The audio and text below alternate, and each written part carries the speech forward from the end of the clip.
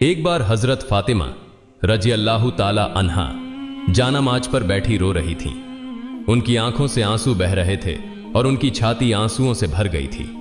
उसी समय के हजरत मोहम्मद सल्लल्लाहु अलैहि वसल्लम फातिमा रजी अल्लाह ताला अन्हा के घर तशरीफ लाए और उनके कमरे में दाखिल हुए। उन्होंने देखा कि फातिमा रजी अल्लाह ताला अन्हा जानामाज पर बैठकर जोर जोर से रो रही थीं। तब विश्व नबी सल्लल्लाहु अलैहि वसल्लम ने फातिमा रजी अल्लाह ताला अन्हा से फरमाया, ऐ मेरी जिगर के टुकड़े फातिमा, तुम अपनी जानामाज का कोना उठाकर देखो। जब हजरत फातिमा रजी अल्लाह ताला अन्हा ने जानामाज का कोना उठाया तो वो हैरान रह गई। उन्होंने कहा, अब्बाजान ये क्या है, यहां तो पिघला हुआ सोना बह रहा है। तब हजरत मोहम्मद सल्लल्लाहु अलैहि वसल्लम ने फरमाया, बेटी जितना सोना चाहो उठा लो और उसे अपनी जरूरतों के लिए इस्तेमाल करो। इससे अपना घर चलाओ और दुनिया की आराम आयेश शान और शौकत का जो भी चाहो कर सकती हो। लेकिन याद रखना, दुनिया की सुख सुविधाएं क्षणिक हैं, जबकि आखिरत परलोक की सुख शांति हमेशा के लिए है। अब तुम खुद समझो बेटी, क्या तुम दुनिया की सुख शांति चाहती हो या आखिरत की सुख शांति? हजरत मोहम्मद सल्लल्लाहु अलैहि वसल्लम की यह बात सुनकर हजरत फातिमा रजी अल्लाह ताला अन्हा ने जानामाज का कोना छोड़ दिया और नबी जी से कहा, अब्बा जान, मुझे दुनिया की सुख शांति की कोई जरूरत नहीं है, मैं तो आखिरत की सुख शांति के पीछे दौड़ना चाहती हूं। इसी तरह एक और घटना का जिक्र है। एक दिन हजरत फातिमा रजी अल्लाह ताला अन्हा इतनी कमजोर हो गईं कि वह बिस्तर से उठ नहीं पा रही थीं। यह बात जब हजरत मोहम्मद सल्लल्लाहु अलैहि वसल्लम तक पहुंची तो नबी करीम सल्लल्लाहु अलैहि वसल्लम फातिमा को देखने के लिए उनके घर तशरीफ लाए। नबी करीम सल्लल्लाहु अलैहि वसल्लम फातिमा के दरवाजे पर पहुंचे और उन्हें आवाज देने लगे, लेकिन अंदर से कोई आवाज नहीं आ रही थी। विश्व नबी सल्लल्लाहु अलैहि वसल्लम ने फिर से पुकारा, लेकिन अंदर से कोई जवाब नहीं आया। तीसरी बार जब नबी करीम सल्लल्लाहु अलैहि वसल्लम ने फातिमा रजी अल्लाह ताला अन्हा को पुकारा, तब अंदर से हजरत फातिमा रजी अल्लाह ताला अन्हा ने जवाब दिया, अब्बा मैं दरवाजा कैसे खोलूं? मेरे पास सिर्फ एक छोटी सी चादर है। अगर मैं इसे पैरों की तरफ खींचती हूं तो सिर का हिस्सा खुला रह जाता है, और अगर सिर की तरफ खींचती हूं तो पैर खुल जाते हैं। तब विश्व नबी सल्लल्लाहु अलैहि वसल्लम ने दरवाजे के बाहर से अपना रूमाल निकाला और दरवाजे की दरार से अंदर भेजा। उन्होंने फातिमा से कहा, बेटी मेरा रूमाल सिर पर रख लो और दरवाजा खोलो। फातिमा रजी अल्लाह ताला अन्हा ने रूमाल सिर पर रखकर दरवाजा खोला। जब नबी करीम सल्लल्लाहु अलैहि वसल्लम अंदर गए तो देखा कि हजरत फातिमा का चेहरा मुरझाया हुआ था। नबी जी ने फातिमा से पूछा, बेटी तुम्हें क्या बीमारी हो गई है? हजरत फातिमा रजी अल्लाह ताला अन्हा ने जवाब दिया, अब्बा कई दिनों से भूखी हूं, भूख और सिरदर्द की वजह से मैं बहुत कमजोर हो गई हूं। यह सुनकर नबी करीम सल्लल्लाहु अलैहि वसल्लम ने कहा, बेटी मैं भी 3 दिनों से उपवास कर रहा हूं, हालांकि मैं अल्लाह के नजदीक तुमसे भी ज्यादा प्रिय हूं। अगर मैं चाहता तो अल्लाह मुझे दुनिया का सबसे बेहतरीन खाना खिलाता, लेकिन मैंने दुनिया की जगह आखिरत को प्राथमिकता दी है। तब नबी करीम सल्लल्लाहु अलैहि वसल्लम ने हजरत फातिमा रजी अल्लाह ताला अन्हा से कहा, हे मेरी बेटी फातिमा सब्र रखो, तुम्हारे लिए खुशखबरी है, अल्लाह की कसम जन्नत में तुम औरतों की सरदार होगी, जन्नत की चाबी तुम्हारे हाथों में होगी। यह सुनकर हजरत फातिमा रजी अल्लाह ताला अन्हा आश्चर्यचकित हो गईं और नबी जी से पूछा, अब्बा जान फिर बीबी मरियम और बीबी आसिया का क्या होगा? नबी करीम सल्लल्लाहु अलैहि वसल्लम ने जवाब दिया, बीबी मरियम अपने समय की औरतों की सरदार थीं और बीबी आसिया भी अपने समय की औरतों की सरदार थीं, लेकिन तुम फातिमा कयामत तक जितनी औरतें आएंगी उन सब की सरदार होगी। एक बार हजरत फातिमा रजी अल्लाह ताला अन्हा अपनी यहूदी दोस्त के साथ एक बाग में खड़ी थीं और बातचीत कर रही थीं। उस यहूदी लड़की के पास कुछ लोग आए और उससे कहा, तुम्हारे पिता ने तुम्हें घर बुलाया है। तब वह लड़की उन लोगों के साथ अपने घर चली गई। घर पहुंचने पर उसके पिता ने उससे कहा, बेटी मैंने तुम्हारे लिए एक लड़का चुना है, वह यहूदी समुदाय के एक अमीर उद्योगपति का बेटा है, क्या तुम इस शादी के लिए तैयार हो? लड़की ने जवाब दिया, अब्बा मैं इसका उत्तर कल दूंगी, मुझे आज रात का समय दें ताकि मैं सोच सकूं। उसके पिता ने उसे सोचने का समय दिया। लड़की ने समय लेकर बिना इधर उधर देखे दौड़कर हजरत फातिमा रजी अल्लाह ताला अन्हा के पास चली गई। लड़की ने हजरत फातिमा रजी अल्लाह ताला अन्हा के पास पहुंचकर कहा, बहन हमारी 12 साल की दोस्ती है, इस लंबे समय में तुमने मुझे कभी गलत सलाह नहीं दी। मुझे उम्मीद है कि आज भी तुम मुझे कोई गलत सलाह नहीं दोगी। मेरे पिता ने मेरे लिए एक लड़का चुना है जो यहूदी समुदाय के एक बड़े उद्योगपति का बेटा है। मेरे पिता चाहते हैं कि मेरी शादी उस लड़के से हो। अब तुम बताओ मुझे क्या करना चाहिए। यह सुनकर हजरत फातिमा रजी अल्लाह ताला अन्हा ने उस लड़की से कहा, हे बहन, चूंकि तुम्हारे पिता ने उस लड़के के साथ तुम्हारी शादी तय की है और वह चाहते हैं कि तुम्हारी शादी उस लड़के से हो, इसलिए तुम्हें शादी के लिए राजी हो जाना चाहिए। तब उस लड़की ने हजरत फातिमा रजी अल्लाह ताला अन्हा से कहा, हे बहन, मैं शादी के लिए राजी हो सकती हूं, लेकिन एक शर्त है। शर्त यह है कि अगर तुम मेरी शादी में शामिल होती हो तभी मैं यह शादी करूंगी। तुम तो जानती हो कि मैं तुम्हें कितना प्यार करती हूं। यह सुनकर हजरत फातिमा रजी अल्लाह ताला अन्हा ने उस लड़की से कहा, तुम यहूदी हो और हम मुसलमान, और तुम जानती हो कि यहूदी मुसलमानों को बिल्कुल भी सहन नहीं कर सकते। अगर मैं तुम्हारी शादी में जाऊंगी तो मेरे पिता हजरत मोहम्मद सल्लल्लाहु अलैहि वसल्लम को मुस्लिम समुदाय के सामने सवालों का सामना करना पड़ेगा और लोग उनके बारे में मजाक बनाएंगे। इसी तरह तुम्हें भी यहूदी समुदाय में सवालों का सामना करना पड़ेगा और वे भी तुम्हारे बारे में मजाक करेंगे। मैं तुम्हारी शादी में शामिल नहीं हो सकती। तब उस यहूदी लड़की ने हजरत फातिमा रजी अल्लाह ताला अन्हा से कहा, सुनो बहन, अगर तुम मेरी शादी में मौजूद नहीं रहोगी तो मैं कसम खाती हूं कि कयामत आ भी जाए फिर भी मैं उस लड़के से शादी नहीं करूंगी। उसकी इस बात को सुनकर हजरत फातिमा रजी अल्लाह ताला अन्हा ने अंततः उसकी मजबूरी को समझा और कहा, ठीक है बहन, मैं तुम्हारी शादी में आऊंगी। तुम यह बात अपने पिता को बता दो। यह सुनकर वह लड़की दौड़कर अपने पिता के पास गई और कहा, अब्बा, मैं इस शादी के लिए तैयार हूं, लेकिन एक शर्त है। शर्त यह है कि मेरी शादी में मोहम्मद सल्लल्लाहु अलैहि वसल्लम की बेटी फातिमा रजी अल्लाह ताला अन्हा मेरे साथ होगी। तब उस लड़की के पिता ने कहा, अगर मोहम्मद की बेटी हमारे घर आएगी तो वह हमारे स्टेटस के साथ मेल नहीं खाएगी, क्योंकि वह गरीब है। उसके पिता भी गरीब हैं। वे ठीक से 2 वक्त का खाना नहीं खा पाते और उनके पास अच्छे कपड़े भी नहीं हैं। तब उस लड़की के पिता ने कहा, अगर वे गरीब हैं तो वे तुम्हारी शादी में कैसे आएंगे? जो लोग तुम्हारी शादी में आएंगे वे सभी अमीर उद्योगपतियों के बेटे और बेटियां हैं, इसलिए मोहम्मद की बेटी फातिमा को दावत नहीं दी जा सकती। लड़की ने अपने पिता से कहा, अब्बा, अगर आप फातिमा को मेरी शादी में आने से रोकते हैं तो मैं कभी भी यह शादी नहीं करूंगी। अंततः पिता को मजबूर होकर मानना पड़ा और उन्होंने कहा, मैं तुम्हें अनुमति दे सकता हूं, लेकिन एक शर्त है। शर्त यह है कि अगर मोहम्मद की बेटी फातिमा हमारे घर आना चाहती है तो उसे नए और सुंदर कपड़े पहनकर आना होगा। अगर वह पुराने कपड़े पहनकर आती है तो उसे हमारे घर में प्रवेश करने की अनुमति नहीं मिलेगी। यह सुनकर वह लड़की फिर से दौड़कर हजरत फातिमा रजी अल्लाह ताला अन्हा के पास गई और रोते हुए कहने लगी, हे बहन, मेरे पिता नहीं चाहते कि तुम मेरी शादी में आओ, लेकिन उन्होंने एक शर्त पर सहमति दी है। शर्त यह है कि अगर तुम मेरी शादी में आओगी तो तुम्हें नए और सुंदर कपड़े पहनने होंगे। अब तुम बताओ, क्या तुम मेरी शादी में आओगी? हजरत फातिमा रजी अल्लाह ताला अन्हा ने उस यहूदी लड़की से कहा, मेरी जिंदगी में मैंने कभी नए कपड़े नहीं देखे। दिन के बाद दिन बीतते जाते हैं और हमारे घर के चूल्हे में आग तक नहीं जलती। कई बार हम भूखे रहते हैं, ऐसे में नए कपड़े कहां से लाऊं? तब उस लड़की ने कहा, हे बहन, अगर तुम अपनी जुबान से बस ये कह दो कि तुम नए कपड़े पहनकर मेरी शादी में आओगी तो मुझे विश्वास है कि तुम्हारे सृष्टिकर्ता महान अल्लाह तुम्हारे लिए नए कपड़ों का इंतजाम करेंगे, क्योंकि मैं जानती हूं कि तुम्हारे और तुम्हारे रब के बीच एक बहुत ही अच्छा रिश्ता है। हजरत फातिमा रजी अल्लाह ताला अन्हा ने भावुक होकर कहा, इंशाअल्लाह मैं तुम्हारी शादी में आऊंगी और दुनिया के सबसे शानदार कपड़े पहनकर आऊंगी। यह सुनकर वह लड़की दौड़कर अपने पिता के पास गई और कहा, अब्बा, फातिमा मेरी शादी में आएंगी और सबसे कीमती कपड़े पहनकर आएंगी।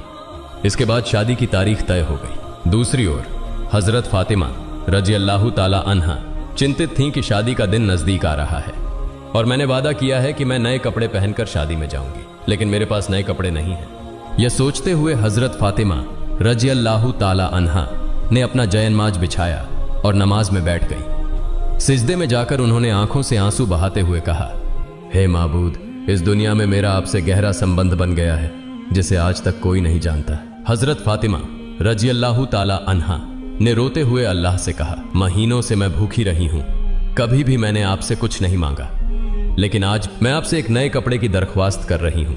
यह मेरी किसी जैविक या शारीरिक जरूरत के लिए नहीं है। मुझे ऐसा कपड़ा दीजिए जिसे पहनकर मैं अपनी सहेली की शादी में जा सकूं और वहां की तमाम लड़कियां उस कपड़े को देखकर मेरी तरफ ध्यान दें। क्या आप मुझे एक नया कपड़ा देंगे? इस तरह हजरत फातिमा रजी अल्लाह ताला अन्हा रोते रोते अल्लाह से दुआ कर रही थी। नमाज खत्म करने के बाद जब उन्होंने अपने घर के कोने में नजर डाली तो वहां 2 पैकेट रखे हुए देखे। यह देखकर वे भावुक हो गई। हजरत फातिमा रजी अल्लाह ताला अन्हा वह पैकेट लेकर रोते हुए हजरत मोहम्मद सल्लल्लाहु अलैहि वसल्लम के पास आईं और पूरी घटना बयान की। जब हजरत मोहम्मद सल्लल्लाहु अलैहि वसल्लम ने पैकेट को खोला तो उसमें से जन्नत की खुशबू आने लगी। तब हजरत मोहम्मद सल्लल्लाहु अलैहि वसल्लम ने फातिमा रजी अल्लाह ताला अन्हा को गले लगाकर उनके माथे को चूमा और कहा, यह कपड़ा तुम्हें कहां से मिला? बेटी, यह तो दुनिया का कपड़ा नहीं है, यह तो जन्नत का कपड़ा है। तुमने छिपकर अल्लाह से संबंध बनाया है। अल्लाह रब्बुल आलमीन तुमसे खुश हो गए हैं और तुम्हारी दुआ स्वीकार की है। अल्लाह ताला के पास एक कपड़े की मांग करने की वजह से उन्होंने तुम्हारे लिए जन्नतुल फिरदौस से तुम्हारा कपड़ा भेज दिया है। फिर हजरत मोहम्मद सल्लल्लाहु अलैहि वसल्लम ने कहा, तुम इस कपड़े को पहनकर अपनी यहूदी दोस्त की शादी में जा सकती हो, लेकिन तुम्हें पर्दा भी रखना होगा। हजरत फातिमा रजी अल्लाह ताला अन्हा ने हजरत मोहम्मद सल्लल्लाहु अलैहि वसल्लम से कहा, अब्बा जान, मैं अपने हिजाब के साथ अपनी दोस्त की शादी में जरूर जाऊंगी। जब हजरत फातिमा रजी अल्लाह ताला अन्हा ने जन्नती कपड़ा पहना तो उनकी खूबसूरती और बढ़ गई। जब वह शादी के घर में दाखिल हुई तो मानो सब कुछ रोशनी से भर गया। महिलाएं नववधू की तरफ से मुंह मोड़कर हजरत फातिमा रजी अल्लाह ताला अन्हा की तरफ देखने लगी। सभी कहने लगी, फातिमा, तुम तो गरीब हो, फिर तुम्हें इतना महंगा और खूबसूरत कपड़ा कहां से मिला? हजरत फातिमा रजी अल्लाह ताला अन्हा ने कहा, मैंने इसे बाजार से खरीदा है। महिलाएं चकित होकर पूछने लगी, कौन से बाजार से, किस दुकान से खरीदी है?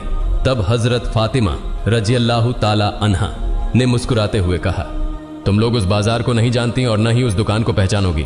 इस प्रकार हजरत फातिमा रजी अल्लाह ताला अन्हा ने अपने अद्भुत अनुभव को साझा करते हुए सभी को अपनी खासियत का एहसास कराया। हजरत फातिमा रजी अल्लाह ताला अन्हा ने कहा, यह एक ऐसा बाजार है जिसे जाने के लिए एक खास रास्ता है। तुम उस रास्ते का नाम नहीं जानती हो और न ही तुम उस बाजार का पता पहचान सकोगी। महिलाएं बोली, हमें सिर्फ एक बार उस बाजार का पता बता दो, हम जरूर वहां पहुंच जाएंगी। हजरत फातिमा रजी अल्लाह ताला अन्हा ने फिर कहा, मैंने जो कपड़ा खरीदा है वह उस विशेष दुकान से है जिसे जाने के लिए एक खास रास्ता अपनाना पड़ता है, लेकिन वह रास्ता है सिरात अल मुस्तकीम। यह वही रास्ता है जो सही मार्ग का संकेत देता है और जिस पर चलकर इंसान अपने ईमान को मजबूत कर सकता है। महिलाएं आश्चर्यचकित थीं और सोचने लगीं कि इस खास रास्ते की पहचान कैसे की जाए। हजरत फातिमा रजी अल्लाह ताला अन्हा ने कहा, इस रास्ते के लिए मेरे पिता हजरत मोहम्मद सल्लल्लाहु अलैहि वसल्लम हमेशा इस्लाम के प्रचार में लगे रहते हैं। यह वही रास्ता है जिसके लिए मेरे पिता ताइफ की जमीन पर 3 बार जख्मी हुए थे। इसका नाम है सिरात अल मुस्तकीम।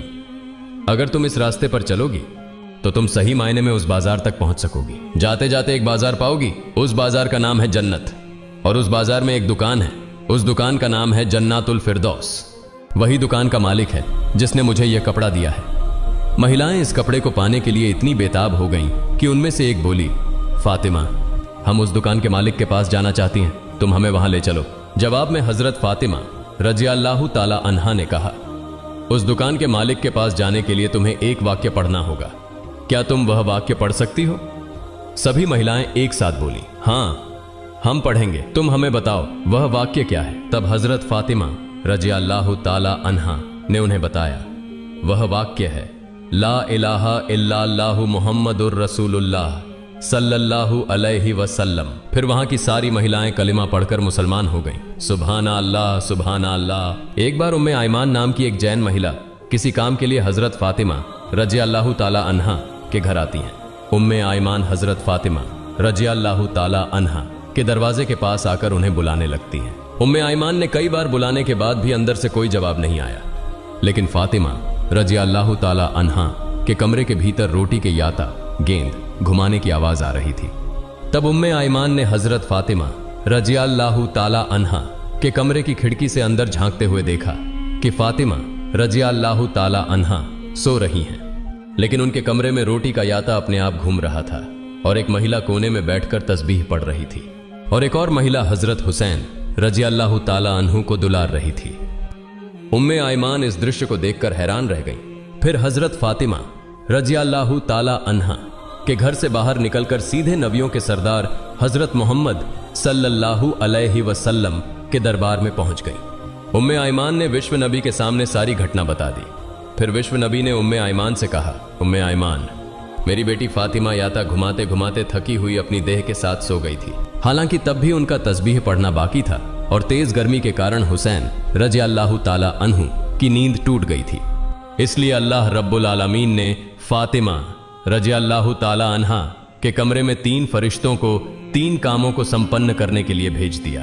एक फरिश्ता अदृश्य रूप से याता गेंद घुमा रहा था, जबकि दूसरा फरिश्ता फातिमा के बाकी तस्बीह को पढ़ रहा था, और तीसरा फरिश्ता हजरत हुसैन रज़ी अल्लाह ताला अन्हु को झूले में सुला रहा था। उम्मे आयमान, तुमने जो देखा वह सच है। तुमने जो 3 महिलाओं को देखा है वे कोई सामान्य महिलाएं नहीं हैं, वे अल्लाह रब्बुल आलमीन की तरफ से भेजे गए फरिश्ते हैं। तब नबी करीम सल्लल्लाहु अलैहि वसल्लम के मुंह से ये बातें सुनकर उपस्थित सहाबा और उम्मे आयमान हैरान रह गए। वे फातिमा रज़ी अल्लाह ताला अन्हा के लिए दुआ करने लगे और उम्मे आयमान अल्लाहु अकबर कहते हुए नबी करीम सल्लल्लाहु अलैहि वसल्लम के दरबार से बाहर निकल गई। एक बार 3 दिनों तक विश्व नबी का कोई पता नहीं चल रहा था।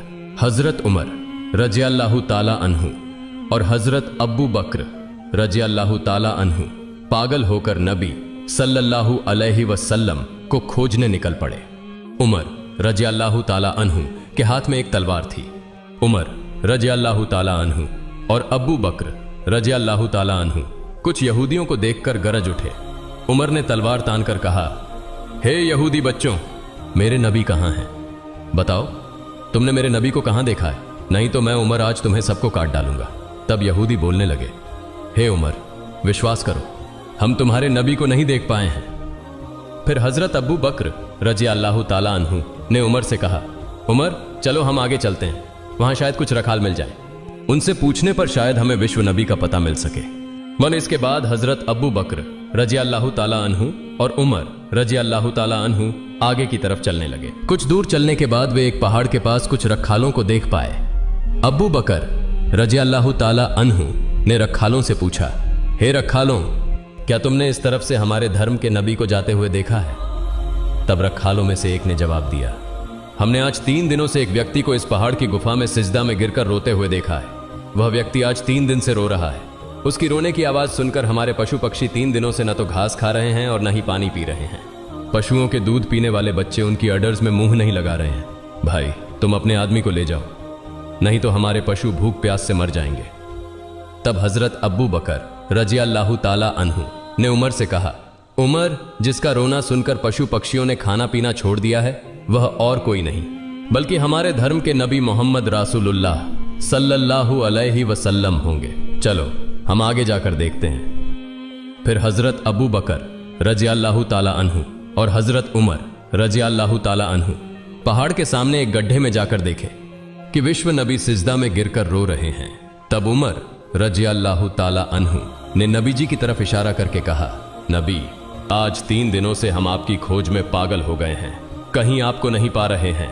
आप यहां उम्मत के लिए रो रहे हैं। या रसूल अल्लाह, हम आपको लेने आए हैं, आप सिर उठाइए। लेकिन विश्व नबी सिर नहीं उठाते। तब हजरत अब्बू बकर रज़ी अल्लाह ताला अन्हु ने कहा, या रसूल अल्लाह, जिस उम्मत के लिए आप इस तरह रो रहे हैं, मैं अब्बू बकर वादा करता हूं अपनी पूरी जिंदगी की इबादतें आपकी उम्मत के नाम दान कर दूंगा। फिर भी दया के नबी सिर नहीं उठाते। फिर हजरत अबू बकर रज़ी अल्लाह ताला अन्हु ने उमर से कहा, उमर, हजरत फातिमा रज़ी अल्लाह ताला अन्हा के बिना विश्व नबी को नहीं लिया जा सकता। चलो हम फातिमा के घर चलते हैं। फिर वे दोनों मिलकर फातिमा के घर की ओर चल पड़े। रास्ते में उन्होंने हजरत अली रज़ी अल्लाह ताला अन्हु को देखा और हजरत अली के पास जाकर पूरे मामले की जानकारी दी। हजरत अली रज़ी अल्लाह ताला अन्हु घर जाकर फातिमा रज़ी अल्लाह ताला अन्हा से सब कुछ कहने के बाद फातिमा रज़ी अल्लाह ताला अन्हा और हजरत हसन व हुसैन रज़ी अल्लाह ताला अन्हु, हजरत अली रज़ी अल्लाह ताला अन्हु सभी मिलकर विश्व नबी के पास पहाड़ की गुफा में आ गए। हजरत फातिमा रज़ी अल्लाह ताला अन्हा ने विश्व नबी की ओर देखते हुए कहना शुरू किया, अब्बा, आप कैसे 3 दिनों से हमें छोड़कर इस गुफा में रह सकते थे? हम आपकी खोज में पागल हो गए थे, हमें कहीं आपका पता नहीं मिला। आप कैसे हमें भूल सकते थे? अपने प्यारे नाती हसन और हुसैन को कैसे भूल सकते थे? आप सिर उठाइए, हम आपको लेने आए हैं। लेकिन नबी जी सिर नहीं उठा रहे हैं, सिजदा में पड़े पड़े ही रोते जा रहे हैं। फिर हजरत फातिमा रज़ी अल्लाह ताला अन्हा ने कहा, हे मेरे अब्बा, मैं फातिमा आपके लिए वादा करती हूं कि मैं अपने प्यारे बेटे और आपके प्यारे नाती हसन और हुसैन को कुर्बानी कर दूंगी। अब मेरे अल्लाह रब्बुल आलमीन ने जिब्राइल को बुलाया और कहा, हे जिब्राइल, तुम तुरंत मेरे दोस्त के पास जाओ। मेरे दोस्त से कह दो कि वह सिजदा से सिर उठाए। मेरे दोस्त को जाकर बता दो, मैं अल्लाह रब्बुल आलमीन हूं, अब मैं अपनी सारी उम्मत का जिम्मा खुद ले रहा हूं। अल्लाह रब्बुल आलमीन के ऐसे निर्देश पाकर हजरत जिब्राइल अलैहिस्सलाम पहाड़ की गुफा में आए और नबी से कहने लगे, या रसूल अल्लाह, आप सिर उठाइए। अल्लाह रब्बुल आलमीन ने मुझे अभी अभी बताया है कि आपकी सारी उम्मत का जिम्मा अब अल्लाह खुद ले चुके हैं। यह कहकर जिब्राइल अलैहिस्सलाम चले गए। फिर विश्व नबी ने सिजदा से सिर उठाया। इसके बाद नबी जी सभी के साथ घर की ओर चले। अल्लाह पाक रब्बुल आलमीन हमें सभी को विश्व नबी द्वारा दिखाए गए रास्ते पर चलने की तौफीक प्रदान करे। सभी लोग कमेंट में लिखें आमीन। दोस्तों, यह थी हमारी आज की वीडियो। दोस्तों, अगर आपको मेरी वीडियो पसंद आई हो तो तुरंत चैनल को सब्सक्राइब करें और पास वाले बेल आइकन को प्रेस कर दें। फिर मिलेंगे एक नए वीडियो में। तब तक सभी अच्छे रहें, स्वस्थ रहें। अल्लाह हाफिज।